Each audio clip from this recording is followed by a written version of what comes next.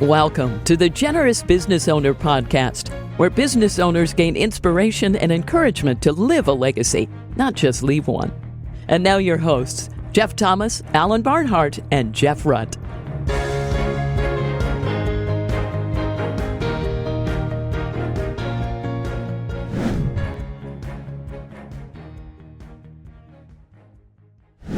Welcome, everybody, to this week's Generous Business Owner Podcast. My name's Jeff Thomas, and we have a very special guest with us this week, my old friend Sharon Epps.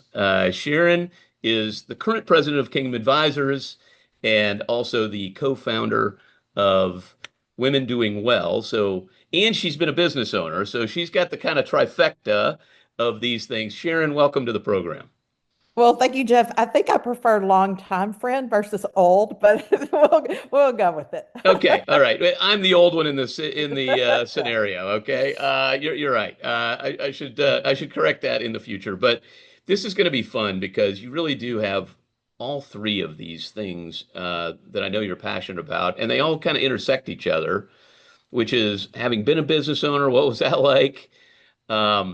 You're part of Kingdom Advisors, which advises people like me in the financial advisory business. How do you implement biblical wisdom in the way you communicate and do your business?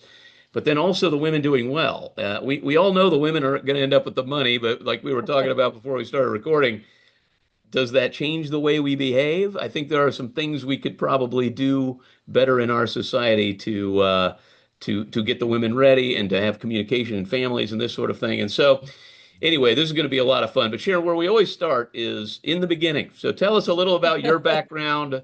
Where did you grow up? What was your family like? That kind of thing. Well, I'm a Texas girl, and I grew up in the Dallas-Fort Worth area. And I think probably the first memory of money that I have is that my grandmother owned an art store. And when I was 8 years old, she entrusted me with the cash register, and I learned how to count change. And that was back in the day when people just spent dollar bills and Right. coins. And so my history has always had something to do with money. And I just see that theme that God's had in my life really ever since the beginning. And I've been probably the best way to summarize my resume is I had an executive recruiter one time tell me that it was eclectic. Now, he didn't think that was a compliment. Right. But yeah, I started out a former predecessor of Chase, managed a wealth management department. So that's where I got my chops and some of the financial advice space and the banking space and all of that. And my career really has woven around, had a season in executive leadership at a church as a stewardship pastor, have had a season in doing church consulting with an organization called Generous Church. You're familiar with Patrick Yep. Johnson. Mm-hmm. And then had a season where I did build my own consulting business on generosity. So that was kind of the focus. And then since in the last 7 years, I've been full-time at Kingdom Advisors and have been president since 2022. But I think the common thread that has gone through all my work has been this interest of the intersection of faith and finance, and how do we take all that God owns and fully accomplish his purposes. Yeah, I mean, for sure. To me, when I was looking at your resume, if you will, there was that common thread. Yeah. The only one I wasn't so familiar with, frankly, was the business piece, the consulting business. Can you just Yeah. unpack that for a few minutes? Yeah, so there was a season after I left Crown Financial Ministries that it was actually in the startup days of Women Doing Well. And so we definitely did Women Doing Well as a ministry. None of us took compensation. And Right. so we decided we all needed to support ourselves another way. And so I did. I started a consulting business. It was a boutique business, it was just a very small one, but worked with ministries and for-profit organizations in consulting on strategic planning, but the focus of the strategic planning was on using the business or the ministry to glorify God and his purposes. So really marrying strategic planning with good stewardship. I mean, that's very interesting. I mean, I don't hear a lot of people doing that as a Yeah. as a niche. What are some of the things you learned in that process? Well, I I think that's think I fascinating. think what I learned is that it's not unlike generous business owners, generous women. As if you're really a follower of Christ, you want your life to glorify Him, but it's just not really clear how to do that in your business leadership. And so, one of the organizations that I worked with, we just literally took apart their plan from vision, mission. They are a for-profit organization, but we looked at, okay, if this vision belongs to God, if this mission belongs to God, then how does that inform our strategies, and what do we do different as a steward than if we thought it was just our own? And so we had a lot of fun with it. Had an opportunity even to do some focus groups with Mm. clients, Mm. clients of my clients, just to learn more about what their needs were, Christian and non-Christian, and that was fascinating as well. Yeah, I mean, uh, I love this as a topic actually because I mean I think we can kind of hit all three like we did in the intro of this consulting business. Yeah. Um, the sort of what can advisors do, Hmm. and then and also the women area. So these, but I am fascinated by this because I think a lot of generous business owners want to do things in a God honoring way. But I Hmm. think you're right. Maybe they bought the business from someone who wasn't running it in that way. Hmm. Maybe they started it with a business partner that wasn't aligned, and they're not quite sure how to implement these things. I don't. There's not that many models out there Hmm. where we're taught naturally Hmm. to integrate these things. So, Hmm. what are some of the ideas that you might give some business owners on how to get started in that way? Yeah. Well, I think part of it is I think we've bought into a lie that the secular sacred divide. Right. And you know that, Jeff, you talk about that. But Yes. I think that in buying into that lie, we oftentimes subconsciously even try to figure out how we can divorce our Christian life with how we're leading our business. We wouldn't say that out Right. loud, but that's how we end up acting, just so that we don't cross over the line. And yet, I think our dear friend Ron Blue always says that God's ways work at all times, and they work for believers as well as non-believers. And Mm. so it gives a lot more freedom, I think, to color outside the lines than maybe we've been indoctrinated to believe. And so that's really where I recommend we start is, okay, let's just for a moment not worry about what our clients will think or what our employees will think. Let's worry about what God will think for a minute. And if you were just having a conversation with the Lord, which we do call prayer, and I recommend it, if you're having a conversation with the Lord and just offering this business back to the Lord, what would he have you do with it? What would he ask you to do? And then we'll bring the stakeholders back in. We're not going to ignore them. We want to serve them well. It doesn't mean that you're going to preach a sermon at every Monday employee meeting. But there may be some really creative means to meet those employee needs that may shine the light of Christ in ways you've never thought about. This is so great because I think kind of blowing up the myths, Hmm. maybe these sort of subconscious limiting beliefs that we Hmm. have, like you said, like, well, I go to church on Sunday and I try to be a good person all week, but Yeah, yeah, frankly, really, I'm supporting the church. The people that work for the church are doing the heavy lifting of ministry, and the rest of us are just, make money, give it to them, and they do the heavy lifting. yeah, So, can you unpack that? I yeah, think that's such a critical thing with the worldview. yeah. Can you unpack that a little bit about, being in ministry as a business person, even? Oh, absolutely. I Yeah. actually have a very deep-seated belief, and it's part of the reason I serve at Kingdom Advisors, Yeah. that the business person has probably a stronger pulpit than the pastor. And the reason is you're living with your employees at least 40 hours a week, and you have an opportunity to share Christ with them in ways, in word and in deed, that the pastor gets 30 minutes on Sunday morning, and that's it. And Right. so, I'm a firm believer that when we construct our business around fulfilling God's purpose and God's mission, then not only are our employees going to be impacted, but our vendors will be impacted, our clients will be impacted, and plus it's just more joyful to live God's ways. So Right. it's great for us too. Yeah, and I think this as you're talking about that, what I'm picturing is really an opportunity for anyone running a business or even in your work life, normal work life. I think it's a deepening of your faith that's required, right? Hmm. It's almost like there's some cool X's and O's that I'm sure you Hmm. strategically would implement and Hmm. others do, and people learn at places like C12 and other things. But I think it really starts with a hunger for intimacy Hmm. with Christ. So if you have that, and then you sort of have a few of these, secular, sacred things break down. Oh, work is my ministry, or part of it. Okay, well now those things are to me faith building. So it's almost like the more mature your faith gets, the more appetite you have for implementing these things. Do you think that's Yeah. fair? You think there's a relationship there? Well, it was with me, so maybe I just Yeah. start with my Yeah. own. I was really impacted by years ago by Isaiah 55, 1 and 2. I won't quote it exactly, but it basically says, why do you waste your labor on what is not bread? I mean, why are you working for things that don't last for eternity? And in that verse, the Lord actually says, "Listen to me and eat what's good, and you will delight in the riches of fare." And so that sent me on a journey for, oh wow, if working for the money isn't what satisfies, what really satisfies? And we all know that what satisfies is the Lord.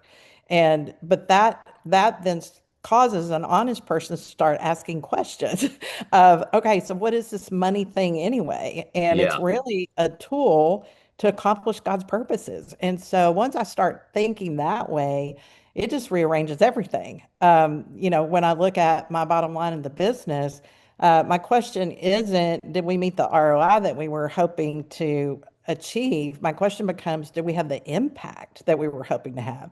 And many times that does require profit to have the impact. But it's a much bigger question than, okay, did I meet the board's directives for our bottom line? Do I have the liquidity that we're supposed to have for the business? All important things. But if I do all of that and I don't delight in the richest affair that the Lord talked about, then it's going to be for naught and it will burn up. And so I want to invest in things that will last for eternity. Oh, I think I love this conversation because you're also breaking down, like, we're breaking down some stinking thinking, you know? Hmm. Ministry is done by the people at church or Yeah. those, crazy missionaries who are, in Yeah. their bare feet shooting arrows, okay, and somewhere in Africa, all right? Um, you know, I do the business the way the world kind of does that, make money, give it to, and then this worldview. Okay, what is success? Hmm. What Yeah. is your definition of success? Yeah. And I call that the scorecard Yeah. discussion. So, can you do a little more on contrasting what do you think the world scorecard is, and what do you Yeah. think God's scorecard is for a Yeah. business owner? Yeah. Well, I think the world scorecard is defined in our ROI. What's our return on investment? And Right, is it continuing to grow up and to the right? right. And I will say that I think the Lord's is an ROI, but it's the up and to the right has an eternal evaluation versus just this year evaluation. And so, Mm, are we investing in things that will last? And we know that the Word of God tells us that it's His Word and people are the two things that last. And so, one of my questions for business success is how am I investing in people in ways that will last in my business? And then how am I sharing the word of God again, which is not always a Bible study on Monday morning at my office, but how am I living out and sharing the word of God in a way that will last for eternity? And I'm convinced when you focus on those things, you actually get the bottom line that you're looking for, even from a financial perspective, because again, God's ways actually do work. yeah. I mean, what comes to mind is one of my favorite lines that our friend Randy Alcorn says you can't take it with you, but you can send it ahead. Absolutely. When you Yeah. hear that, what picture comes to your mind when you hear that? Yeah, so it really is that treasure principle that Right. I want to invest in things. I guess, well, I'm a fan of Randy Alcorn too, good friend Yeah. as well. We talk about when we do send it on ahead, we say, well, we're supposed to be sacrificial. We're not supposed to work for things of our own. And yet, by sending it on ahead, we're building up treasure. We're just building it up there instead of here. And so that for me is what comes to mind is I'm still working for benefit, but the measure of the benefit is a completely different one than the benefit that we think of here on earth. And so when I get to heaven, will I be more excited by $1 million net income or by the 1,500 orphans that have been Right. placed in adopted homes because of the fact that we were able to invest in ways that free that up to happen. Well, that's just a no-brainer because those are the things that last. Yeah. And yet it's so countercultural still. It Even is. though we know these things are truths, Yeah. why do you think it's so hard to find examples and sort of execute in this way? Well, I probably have one hard answer, and that is I don't think we spend enough time in God's Word. Hmm. Uh, and I'm speaking to myself. I continually call myself back to that's really the source of truth. And so when we're trained by the world, we hear the messages of the world, and then again we might give him 30 minutes on Sunday and maybe a 5 minute quiet time. Hmm. Uh, we are not asking him what would he have us to do every single day in our business, and I think that's part of it is we do this long-term strategic planning, which I lead and I help encourage, but I also believe, as the Word of God says, that it is for man to plan, but the Lord directs your path. And so, am I taking those plans and holding them loosely each day and letting Him direct me on what it looks like? Yeah. I mean, we have an enemy, right? Who Yeah, would love for us to get distracted. Like he doesn't even have to exactly. do that many negative things, right? Like Yeah, what are some of the distractions that you yeah. see, you know? Well, and that's what I love about what you're doing, Jeff, is you're calling us out of those distractions and reminding us. I think busyness is a huge one. Right. We seem to have bought into this lie that the more we do, the more successful we're going to be. And I'm finding, I don't know if this is because I'm getting old or what, but I'm finding that actually the more intentional things I do, the more successful I am. And sometimes that requires space and rest and Yes. thinking and all of those kinds of things. I think we also still, even as strong believers, it's so easy to compare ourselves to others. Oh, So so true. I think busyness comparison is a really, really sneaky trap, and we fall into it just so blindly and don't realize that, I'm doing this because I saw another org doing it, and it really worked for them versus I'm doing this because I really feel like God's calling me to do this in my Right. leadership. Right. It kind of gets back to the intimacy thing. It's like Hmm. it's like everything gets so I'm always looking for the X's and O's Yeah. when it's really the intimacy Hmm. with Christ who's got all the answers, and then Hmm. he'll direct you to the Yeah. X's and O's as opposed to I sort of tend to Yeah. bypass and Well, instead and getting back. I'll tell you one that the Lord's really, I'm going to be real vulnerable Yeah, here. He's working with me on control. I think that's another barrier is that, especially as business leaders, we want to be in control. We need to be in control because we've right. got these employees and stakeholders that we're trying to direct and lead. And if we're not in control, who is? And the Lord has been just gently or not so gently tapping me on the shoulder and saying, I think I'm in control. And if you'll let me be in control, I'll do it even better. So true. Makes me think about trying to control your children, you know, Oh, right? yeah, Good luck. yeah, Okay. yeah. And then sort of when you release control, you're like, well, wait a minute. God knew him before I did.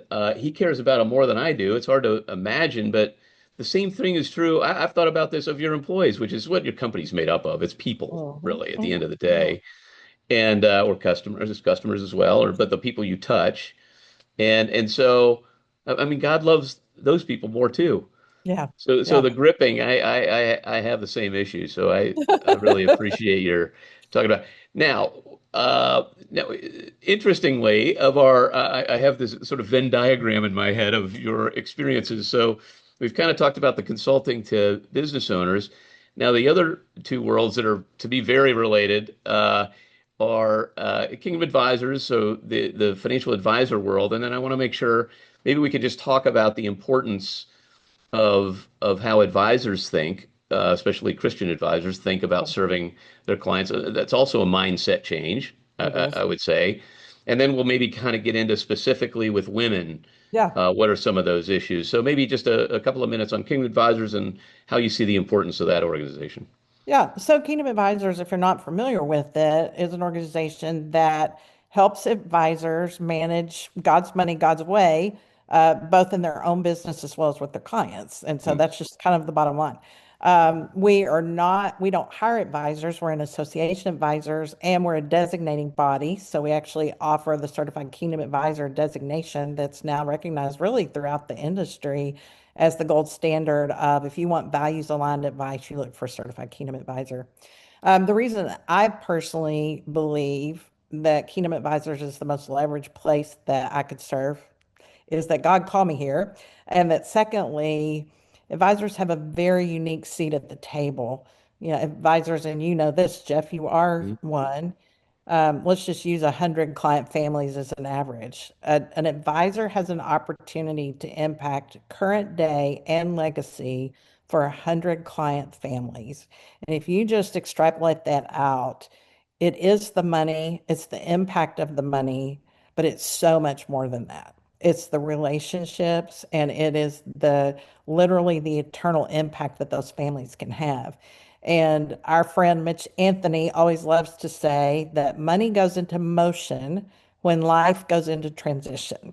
And so just think about it as a client, a business owner, a financial advisor. When are you in the conversation with the financial advisor? It's when your life's in transition. It's when I'm thinking about buying a business. I'm thinking about exiting. I'm thinking about funding all my children's college. What am I going to do about inheritance and how am I going to treat the children? The money is leading the conversation, and yet it's just a tool within the conversation. There's so many bigger issues. Now, you could have actually said all of that, Jeff, because you lead that in your organization. But it's why I'm so excited to be where I am, is that I believe that there are 30,000 Christian advisors across this country. And I think maybe 5% of them have awakened to the incredible stewardship opportunity that they have with families to literally change the trajectory of the next generation. And it's a hallowed seat, it's a sacred seat. And I think as advisors lean into it, they begin to realize that they actually are pastors of these families. 100%. So I think that there's twofold, two things that I get out of that. Number one, well, Kingdom Advisors, first of all, let me just give kudos. It's been a huge impact on my life and Ron Blue and the whole leadership team, but just all the people who have taught there.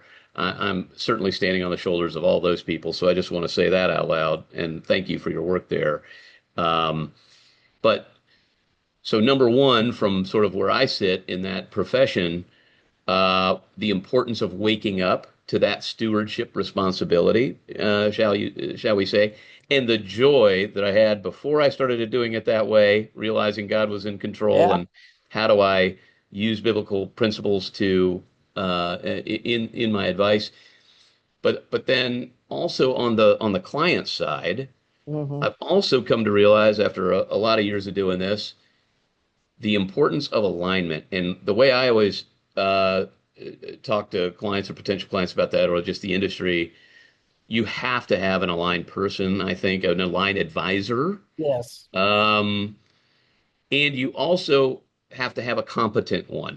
So Hmm. alignment and competence are necessary. Hmm. And there are a lot of competent advisors in secular things, okay, Sure. who don't maybe have the spiritual alignment. Well, I mean, I've had people that are, very good at taxes, for instance, try to talk our clients out of the generosity story because they don't understand why they would give. I literally had an accountant say, "Why would anyone give that much money away?" Yeah. Um, so you got to have the alignment and And the the competence. yeah. So can you just speak to that a little bit? Yeah. Yeah. Yeah, I think so. And the great news is that we believe that God creates skilled craftsmen. there We you see go. that in the Old Testament. And so I think in some worlds, there's this view if you're a Christian that you might be less competent for some reason. And that's one of the reasons at Kingdom Advisors, we require industry validation of the competence of our advisor before we make them a certified Kingdom Advisor. But without alignment, that was such a great example. You are not going after the same things. And so suddenly you're relying Exactly. on a counsel from someone that's heading a different direction than you want to go as the family. And in fact, I just received this last week a testimony from a new client of a CKA. And she wrote because she said we needed to switch advisors. We switched to the CKA, but even knowing that this was a certified Kingdom advisor, we were a little bit worried that this advisor would try to talk us out of being generous because we know that the model in the Yeah. industry is assets under management. And so we knew that, if an advisor said we should be generous, it would actually could potentially impact their income. And so she wrote with such joy because the advisor brought up the generosity conversation. That was also my joy of go advisor, you did a great job. But she just said it's changed everything about my willingness to come to the table. And this might even be a bridge to our women's conversation. Hmm. She said, I typically haven't been involved in our financial planning meetings because the advisor didn't, my old advisor didn't necessarily talk about things that were meaningful to me. And so as we met this new advisor, I wanted to be more involved. And as that advisor started asking about generosity, my eye leaned in and my heart soared. And I felt comfortable then to tell the advisor, I haven't been very involved because I don't necessarily understand all the terms, but I want to be. Would you walk me through this? And so that was just such a wonderful testimony of a Christian advisor that close to the Lord that was willing to have those aligned values and then enter into the conversation with the client where they were. And I'm convinced that that family's legacy will be changed because of it. No doubt. I love that story because it really illustrates there's a mismatch. So let's Yeah. use this as the bridge. Yeah. Um, I'm thinking of a story from a family that you would know. I won't mention it because he was on this podcast, but I don't think he shared this story. Um, where they were having a meeting with their financial advisors that were not CKAs, and they just wanted to, all the family really wanted to talk about was lifetime generosity. Okay. Hmm. And all the advisor came with his whole team was talking about return the whole Hmm. time, Hmm. which we Hmm. all know that's important. But for Sure. this family, the lifetime giving was the number. And these people, so it was just ships passing. Yeah. So with women in particular, how do advisors or even families make sure that they bring up the things that matter to Hmm. women in particular? Yeah. I actually think this might apply to men too, but let's just Yeah, stick in the yeah, women exactly. camp for a To minute. any client, because Yeah. this was a guy Yeah. telling this story about how he wanted the generosity discussion, they Yeah. weren't having it. So Exactly. how do you make Yeah. sure we're not missing? I think, I love to use a cross-cultural example. The definition of culture is someone that has a certain set of experiences, training, environment that they've been a part of. And I think just by the fact that you're a financial advisor, you are in a different culture. Even if you were raised in the same city as your client, you are in a different culture. And so I think one of the keys is that advisors tend to approach the conversation with my subject matter expertise. You're hiring me as an Right. expert. So I'm going to come to the table, and in order for you to hire me, I need to show you all my expertise all at once. And so what happens is it's not really dissimilar from the advisor speaking Japanese and the client across the table speaking English, and they may be nodding their head nicely, but they're not following along. In fact, when we first started Women Doing Well, this was about 15 years ago. I was speaking with literally a serial entrepreneur. This man has bought and sold businesses that you know the name of, Hmm. that he has B after his Right. balance sheet, billions. And I was just telling him some of the things we were learning from Women Doing Well. And I was sharing this cross-cultural example. And he looked at me and he said, Sharon, truth be known, most of us guys don't understand what the advisors say. We're just too proud to admit it. Wow. And so I think that's a really important piece for us is to realize that, if I go to a doctor, I recently was at an orthopedic surgeon.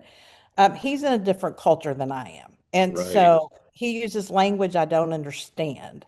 It's not dissimilar from the advisor. And so Great the point. loving and kindest thing we can do for women and honestly for men as well is make sure that we are using language that is meaningful to the person I'm talking with, not in just showing off how smart I am.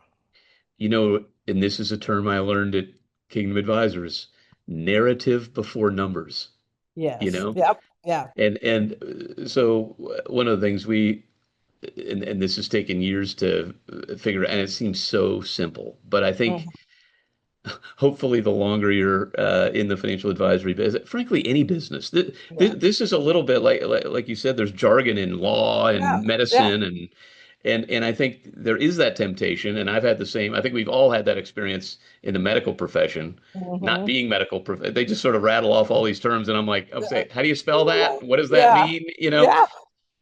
And I think there is a tendency, and the longer I've been doing this, the more we just say, okay, what's happening that you want help with? And they try to come Mhm. up with some tactical, and we always say, okay, put a pin in the tactical question. Let's back up.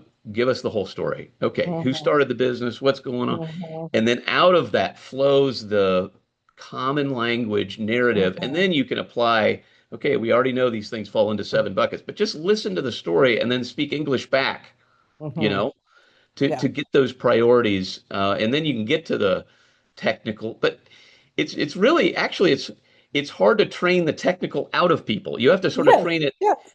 Yeah. out of them in not the technical expertise, but the jargon, if you will. Yes. Yeah, it is. So And interesting. I think becoming students of our clients, or I'll broaden this even Yeah, to business owners becoming students of our customers.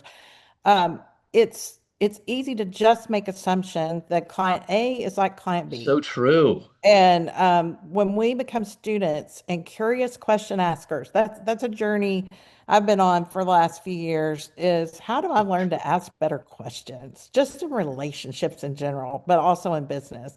And when we do become question askers, I mean, I hate to go back to a really old-timey saying, but you know the saying of people don't care how much you know until they know how much you care. Yep. I think we buy into the lie that they really only care about how much we know. And I think, particularly in this day and age where knowledge is so easily attainable, and we're asking this question, what all is AI going to replace?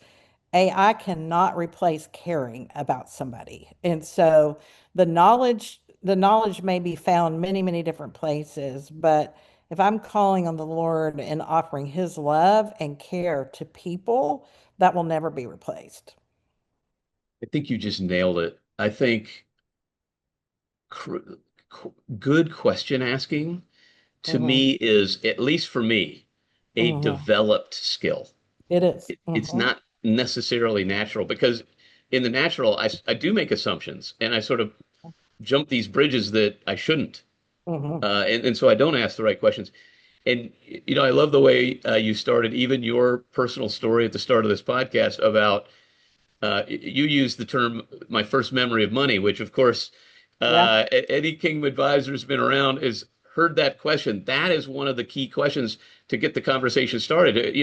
What is your first memory of money? And some Mhm. people kind of hesitate. We use that a lot at our company, and it's just incredible what you learn from that Mhm. guy. What are some other key questions, if you don't mind me putting you on the spot, Yeah. that would be good?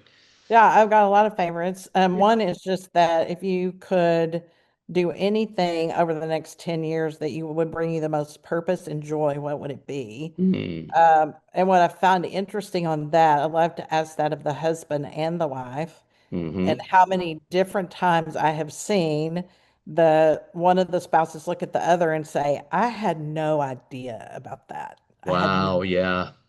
And so, I think even as an advisor, as a leader, helping husbands and wives communicate better, and then in our own marriages as well. Another one for me is what's your strongest value? What do you Mm, value the most? That word value it's easy to make assumptions, but really leaning into the things that are of value. And I think for advisors that I've counseled with that have said, well, I can't get the woman to the table, she's not interested, right. then I really challenge them actually to go through these questions we just said. Your Yeah. earliest memory of money, what, 5 years from now, if you could be anything and be anywhere you would want to be, where would you be? And then what do you value the most? And what can happen for the advisor and for the woman and the husband is that it changes the whole conversation, but you still get where you need to go because all of a sudden money needs to be used in service of the answers of those questions. And so, as an advisor, when you're having your annual review, when you're having conversations about, you're not just simply saying, what's your goal? I believe that when you ask somebody a goal, it's almost a deer in the headlights look because it's like, well, I did some planning about a year Right. ago and I'm not even sure I remember and I'm not even sure that still matters.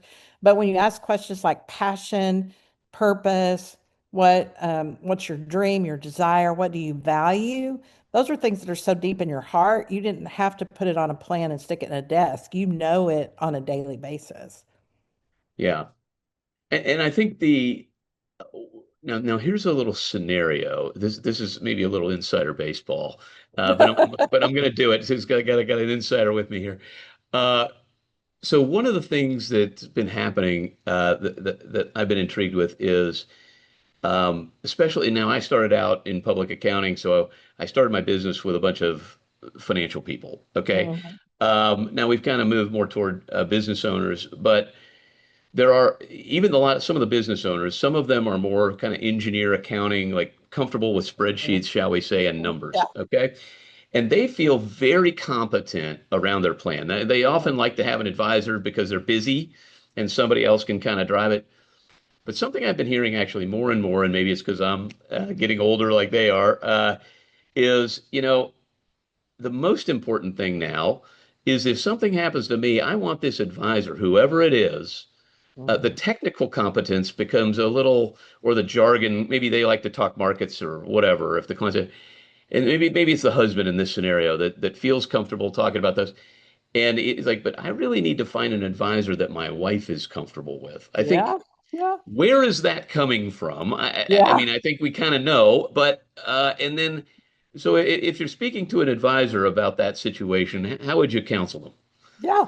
Well, the stat is somewhere between 70 and 75% of widows leave their advisor after their spouse Wow. dies within Yeah. a year. And I just from anecdotally from speaking with widows, I know that to be true. Yep. And so I think the husband is wise in wanting an advisor that the wife's comfortable with. I think the advisor would be even wiser to have brought the wife in years ago that we're not having this If you're, question if yeah, the husband is yeah, 65 or 70.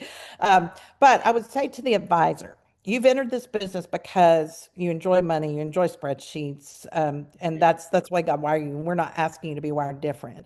But I would encourage you to ask this question: what are these numbers in service of? What are they serving? And as a believer, the Lord loves numbers. He wrote a whole book about them in His Word. Numbers are needed. We're not throwing numbers out the window. But if we have numbers without the story, then we literally have an exercise in math. We don't have personal journeys. And so that's what I encourage you, even if you're super left brained and you only love numbers, to start looking at the meaning behind the numbers and be inquisitive about, yes, I'm excited about looking at balance sheets that are growing, but what is that in service of? And get interested in it's that curiosity again. Be interested in the story of the client and not just the success monetarily of the client.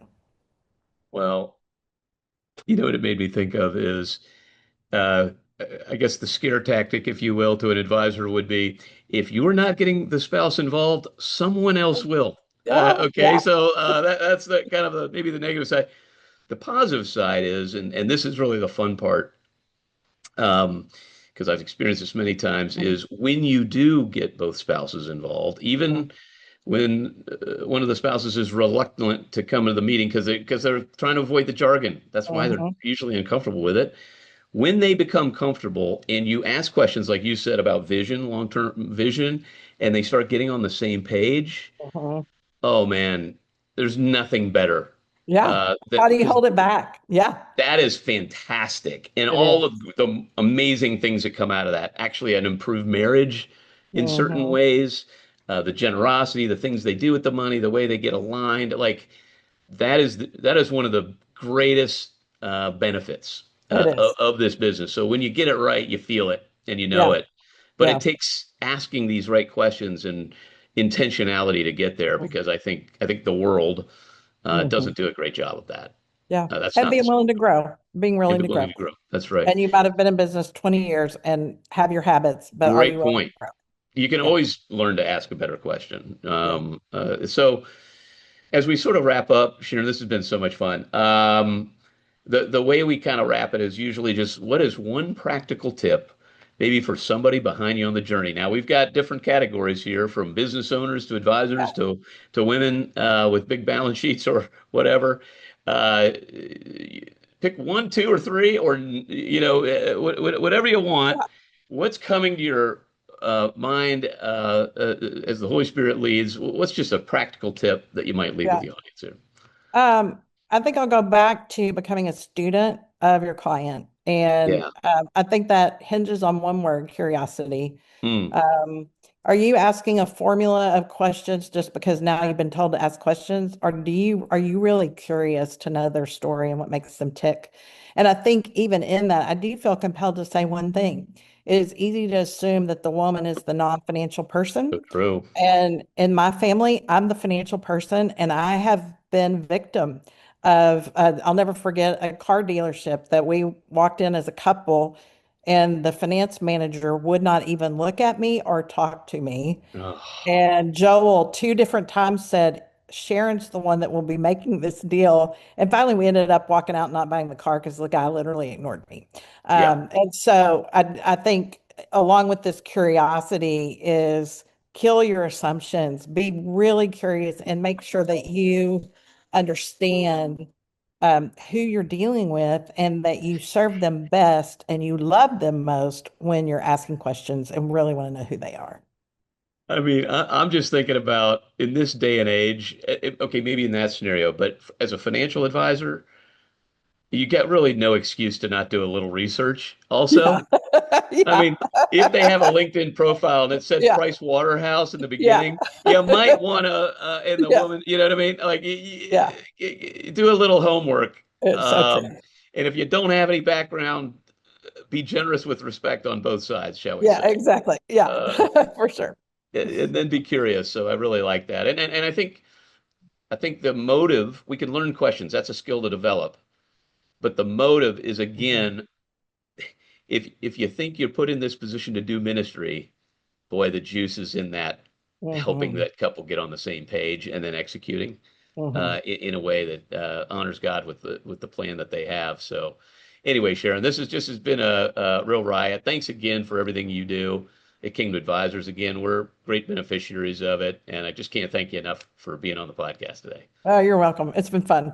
And thanks everybody for joining. Share it with a friend, subscribe, and we'll see you next week. Thanks for listening to the Generous Business Owner Podcast with Jeff Thomas, Alan Barnhart, and Jeff Rutt. Make sure to follow the podcast so you don't miss an episode. You can find the guest contact information in the show notes. Stay tuned for the next episode.